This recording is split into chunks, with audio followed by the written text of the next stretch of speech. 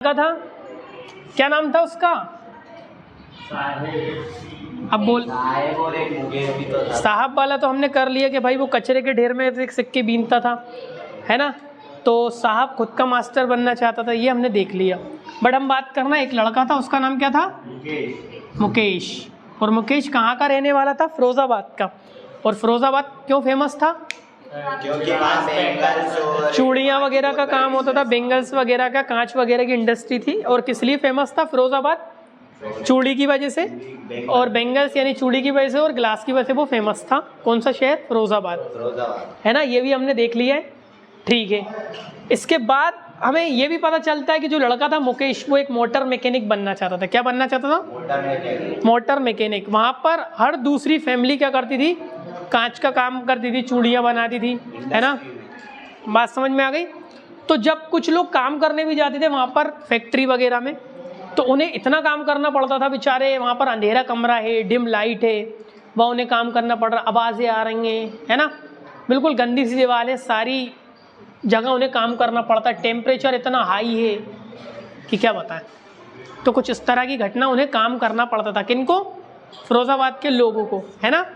तो ठीक है, मेंशन द हज़ार्ड्स। मेंशन यानी दिखाओ, दर्शाओ, है ना, मेंशन करो, है ना।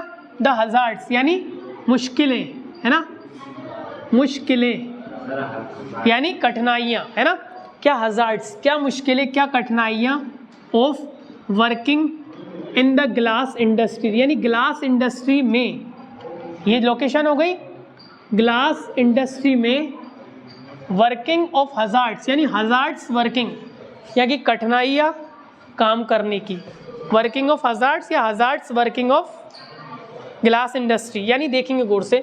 मेंशन करो यानी दिखाओ, है ना। द हज़ार्ड्स यानी कठिनाइयाँ, प्रॉब्लम्स, है ना, ऑफ वर्किंग काम करने के, काय में, इन द ग्लास इंडस्ट्री में क्या क्या प्रॉब्लम उन्हें हो रही थी, तो देखेंगे, है ना। कभी भी कोई काम, मुझे अगर कोई काम ज़बरदस्ती करना पड़ता है तो मुझे हैज़ टू लगाना पड़ता है। क्या करना पड़ता है? अगर सब्जेक्ट सिंगुलर होता है तो प्लूरल, सिंगुलर होता है तो मैं हैज़ लगाता हूँ। जैसे ही आ जाए, शी आ जाए, है ना, जैसे कि मोहन आ जाए तो मुझे हैज़ टू लगाना पड़ता है, ठीक है। She has to, he has to, है ना, मोहन हैज़ टू। बट एक से ज़्यादा आ जाए, जैसे कि माई ब्रदर्स हैव टू, है ना, माई फ्रेंड हैव टू, तो कोई काम करना पड़ता है। तो वैसे ही वर्कर्स यानी जो काम करने वाले कर्मचारी, हैव टू वर्क यानी वर्कर्स को काम करना पड़ता है ना। इसका मतलब क्या हो गया? वर्क मतलब कार्य करना, कार्य करना, हैव टू कोई काम करना पड़ता है। The workers have to work in dingy cells यानी एक अंधेरे में, बिल्कुल डिम लाइट में, है ना। डिंजी सेल्स अंधेरे कमरे में, बिल्कुल डिम लाइट है ना। डिंजी लाइट में उन्हें काम करना पड़ता है। विदाउट प्रॉपर एयर, बिना एयर के एंड लाइट के उन्हें वहाँ पर काम करना पड़ता है ना। तो वर्कर्स हैव टू वर्क यानी उन्हें काम करना पड़ता है। Workers have to work in dingy cells without proper air and light. बात समझ में आ रही है? ठीक है, इतना याद होगा या जरा करो जरा।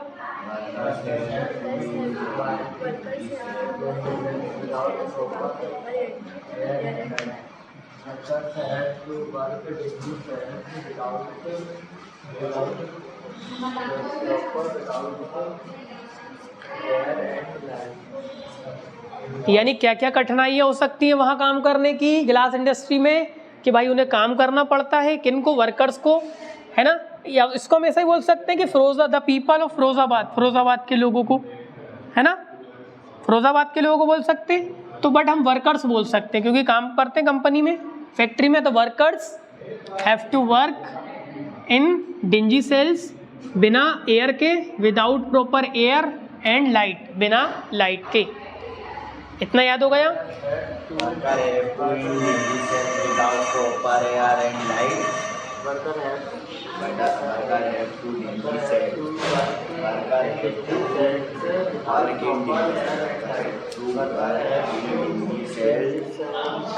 without proper air and light. Worker have to work in dingy cells without proper air and light. Air and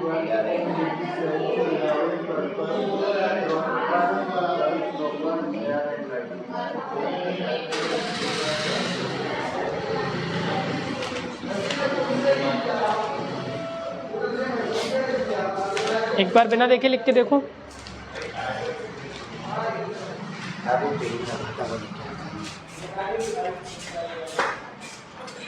dingy sales की स्पेलिंग थोड़ा याद करें ना, डिंजी सेल्स।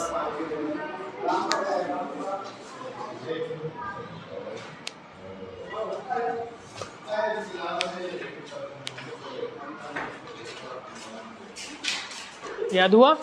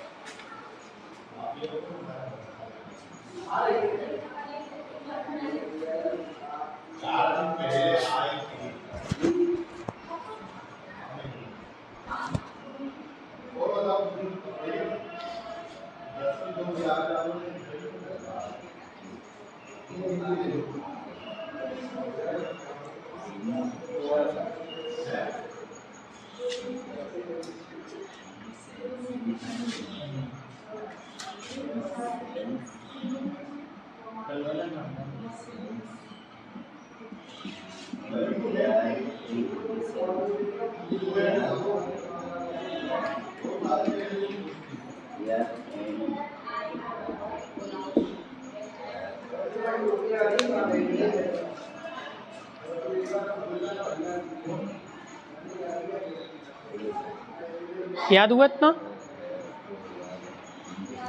ठीक है, अब किसी का नाम बार बार हम लेते हैं, जल्दी देखो जरा, किसी का नाम बार बार हम लेते हैं, इतना इतना देखना बस इधर तक। शोभित 2 मिनट देखो जरा जल्दी से, ये इतना हो गया, इतना याद हो गया। The workers have to work in dingy cells without proper air and light, यानी कोई काम करना पड़ेगा तो उसे क्या बोलेंगे अपन? हैव टू, है ना? हैव टू के बाद वर्ब की फर्स्ट फॉर्म आएगी। ठीक है, अब आप ऐसा करिए, बार बार इनको ना वर्कर्स वर्कर्स बोलना हो तो वर्कर्स का नाम से पहले द लगा दो। क्या बोल दो? किसी का नाम बार बार रिपीट होता है, द वर्कर्स, तो हम यहाँ पे करते हैं द वर्कर्स। क्या कर सकते हैं? यानी वर्कर्स को क्या करना पड़ता है? ज़्यादा तापमान में काम करना पड़ेगा, तो the workers have to work in high temperature, इतना भी चल जाएगा। पूरी लाइन वही लाइन उतारना अपन को, the workers have to work in high temperature, ये लाइन भी चल सकती है ना। तो अभी मैं बार बार वर्कर्स का नाम लेके या तो दे लगा दूं या तो वर्कर्स कर दूं, है ना। तो वर्कर्स मेरा नाउन, इसको रिप्लेस करके मैं दे लगा रहा था, यानी बहुत सारे। बट आप बोल सकते हो वर्कर्स हैव टू वर्क, यानी काम करना पड़ता है, इन एक्सट्रीमली यानी अत्यंत, हाई मतलब ज़्यादा तापमान में, है ना। इतना समझ में आया? देखिए, दे हैव टू वर्क, उन्हें काम करना पड़ता है, या वर्कर्स बता रहा हूँ, वो बाद में बताऊंगा। The workers have to work in extremely high temperature, है ना। ये हटा सकते हैं हम चाहे तो, बट एक्सट्रीमली थोड़ा ज़्यादा अच्छा लगेगा। The workers have to work, या फिर they have to work in extremely high temperature, अत्यधिक अधिक टेम्परेचर में। केशव, नियर मतलब कोई चीज़ पास, फर्नेस मतलब भट्टी, उनको भट्टी के पास काम करना पड़ता है। तो पहला, workers have to work in dingy cells without proper air and light, है ना। They have to work in extremely high temperature near the furnace, यानी भट्टी के पास। इतना याद हुआ क्या? 2 लाइन एक बार लिख के देखो बिना देखे।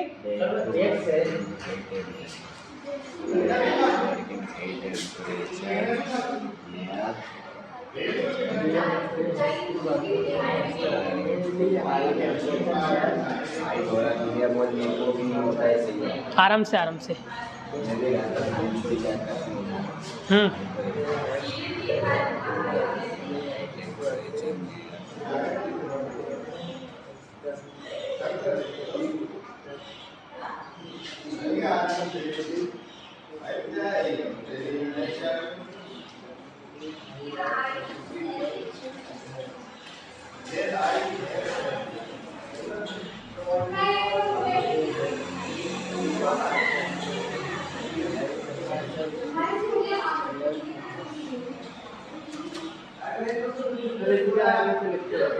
दोनों लाइन लिख के देखें एक बार बिना देखे।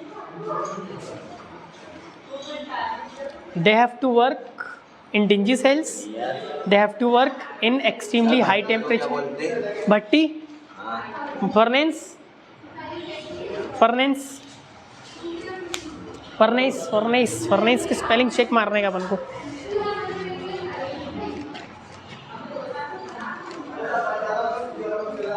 फर्नेस,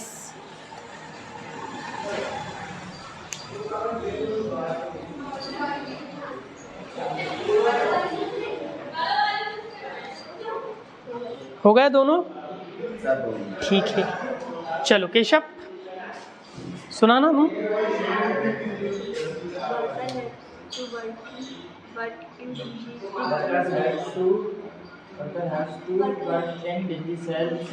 हाँ, without proper air and light, they have to work in externally high temperature near furnace. है ना। फर्नेस की स्पेलिंग लिख के दिखाओ जरा। FURNACE। एक्सट्रीमली की स्पेलिंग बताइए। ठीक है, डिंजी की स्पेलिंग बताओ शोभित। DINGY। देखो जरा। DINGY।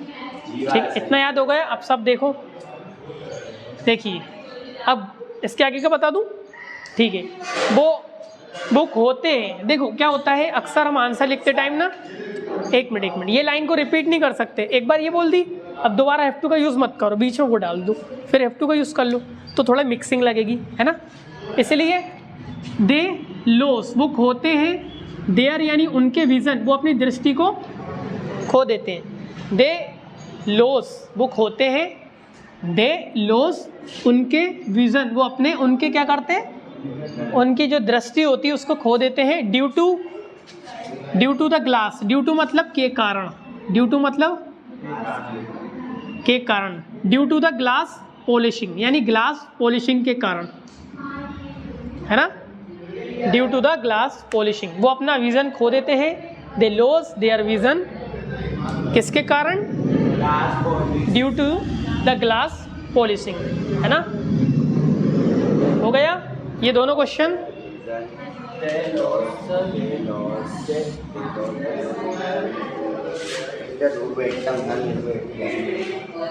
देखना हिलना आ जाए कैमरा।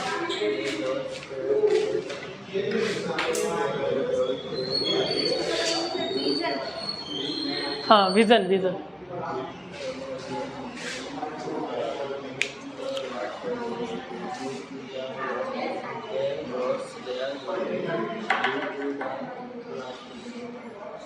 हाँ हुआ।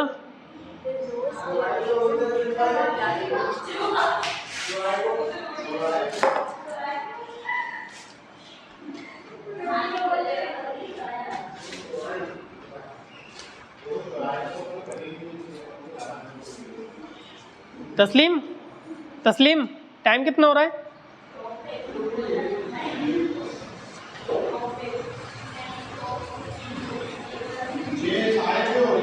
बस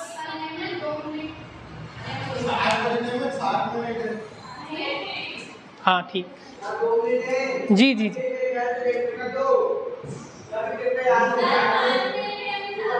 पाँच मिनट, चलिए याद हुआ इतना? करो, पक्का करो।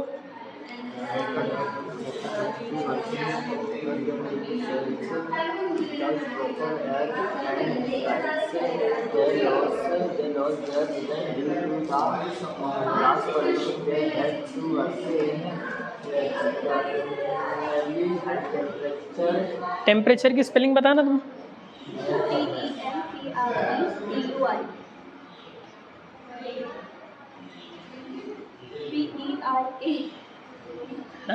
एक्चुअली में आपको आ रहा है ये मैटर नहीं करता, आपको एग्जाम में लिखना पड़ता है ना, तो स्पेलिंग मैटर करती है। एक बार थोड़ा सा इसको 2-3 बार जब लिखोगे ना तो बेहतरीन हो जाएगा ये ना।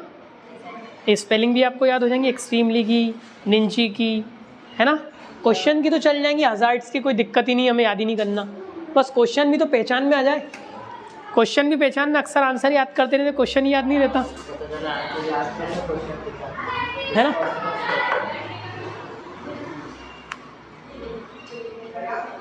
ठीक है, लिख के देखा बिना देखे एक बार पूरा? चलिए चलिए आगे देखिएगा। What is the dream of Mukesh, है ना? उस मुकेश का ड्रीम क्या था, है ना?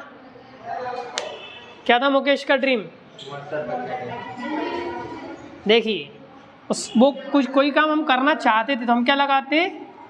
वांटेड लगाइए पास्ट में, टू प्लस वर्ब की फर्स्ट फॉर्म। मैं क्रिकेटर बनना चाहता था, I wanted to become a cricketer. मैं नाचना चाहता था, आई वांटेड टू डांस। तो कुछ भी आप करना चाहते तो वो बनना चाहता था, वो बनना चाहता था क्या? एक मोटर मैकेनिक बनना चाहता था, तो ही वांटेड टू, वो बनना चाहता था। ही वांटेड टू बिकम मतलब होता है बनना। ही वांटेड टू बिकम एक motor mechanic. He wanted to become a motor mechanic. Become का मतलब होता है बनना, वो कमबैक होता है ना? तो he wanted to become a motor mechanic. या आई वांटेड टू बिकम, अभी बनना चाहता हूँ